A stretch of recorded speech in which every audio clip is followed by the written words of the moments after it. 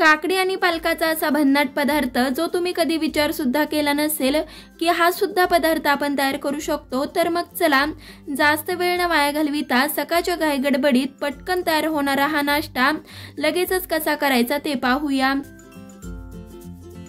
तर त्यासाठी सगळ्यात आधी काय केलं, एक काकडी बारीक अशी किसून घेतली।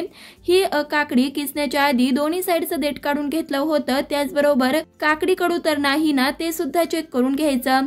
आता इथं मी काकडी किसून घेतली। ह्या काकडीचं मी साल काढून घेतलं नव्हतं, तुम्हाला जर का काढायचं असेल तरी सुद्धा चालेल।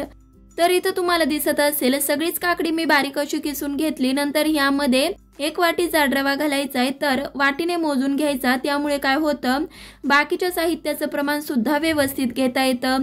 त्याचबरोबर ह्यामध्ये ज्या वाटीने आपण रवा घेतला त्याच वाटीने बरोबर 1 वाटी ताक घालायचं। जर का इथं ताक नसेल तर अर्धा वाटी आंबट दही घालू शकता, फक्त पाण्याचं प्रमाण 1 वाटी घ्यावं लागेल।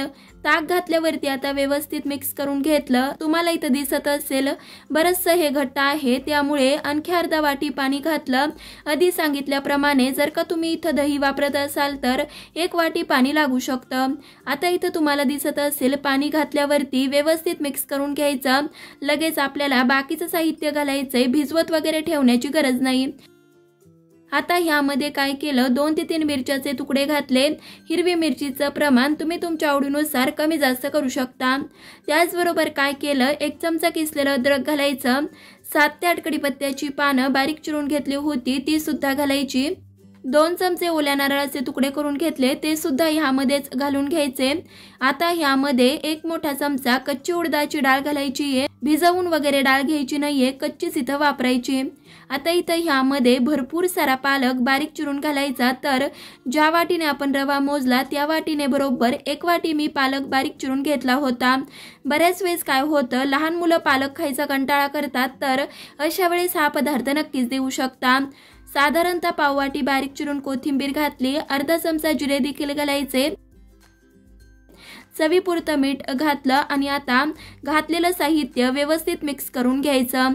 तर इथं तुम्हाला दिसत असेल थोडंसं हे घट्ट वाटतंय, पण जसजसं आपण हे मिक्स करत जाऊ तसतसं मिठामुळे काकडीला आणि पालकाला पाणी सुटतं आणि आपोआपच आपलं हे मिश्रण थोडंसं पातळ दिसतं। आता इथं तुम्हाला दिसत असेल व्यवस्थित मी मिक्स करून घेतलं। आता ह्यामध्ये पाव चमचा खाण्याचा सोडा घालायचा आहे। तर महत्त्वाची गोष्ट म्हणजे ज्यावेळेसच तुम्हाला आप्पे करायचे त्यावेळेसच यामध्ये खाण्याचा सोडा घालायचा, किंवा जर का ह्यामध्ये तुम्हाला इनो वापरायचा असेल तर पोहे खाण्याच्या चमच्याने बरोबर 1 चमचा इनो ह्यामध्ये तुम्हाला घालायचा आहे। आता सोडा घातल्यावरती व्यवस्थित मिक्स करून घ्यायचं, एकीकडेच सोडा राहायला नको, त्यामुळे व्यवस्थित एकजीव करून घ्यायचं। आता इथं आप्पे पात्र गरम करायला ठेवलं आणि प्रत्येक आप्पे पात्रात अर्धा चमचा तेल घालून घ्यायचं। तर इथं जर का तुम्ही नॉनस्टिकचं आप्पे पात्र वापरत असाल तर कमीत कमी तेलात सुद्धा आप्पे आपले व्यवस्थित तयार होतात, पण नॉनस्टिक आप्पे पात्रापेक्षा लोखंडी आप्पे पात्रात एकतर आप्पे आपले मस्त असे खुसखुशीत तयार होतात आणि सगळ्यात महत्त्वाचं पौष्टिक तर आहेच। आता इथं तुम्हाला दिसत असेल प्रत्येक आप्पे पात्रात मी तेल घालून घेतलं। आता आपण जे बॅटर करून घेतलं ते एकदा छान असं कालवून घ्यायचं आणि प्रत्येक आप्पे पात्रात 1 चमचा बॅटर घालून घ्यायचं।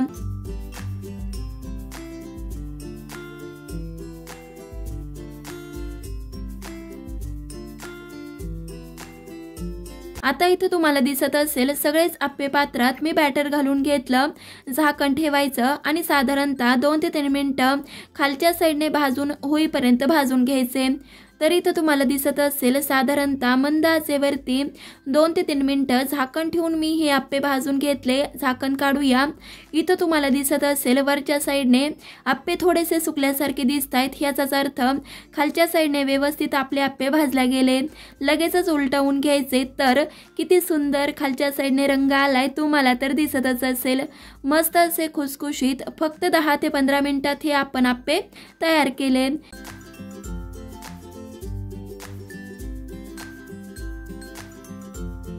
तर आता वरच्या साईडने सुद्धा 2 ते 3 मिनिटे भाजून घेऊ।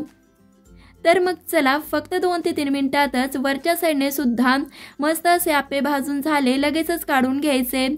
तर सकाळच्या घाईगडबडीत अगदी पटकन तयार होणारे आणि सगळ्यात महत्त्वाचं काकडी आणि पालकापासून केले आहे, त्यामुळे चवीला तर खूप छान असे वेगळे खमंग त्याचबरोबर खुसखुशीत असे लागतात।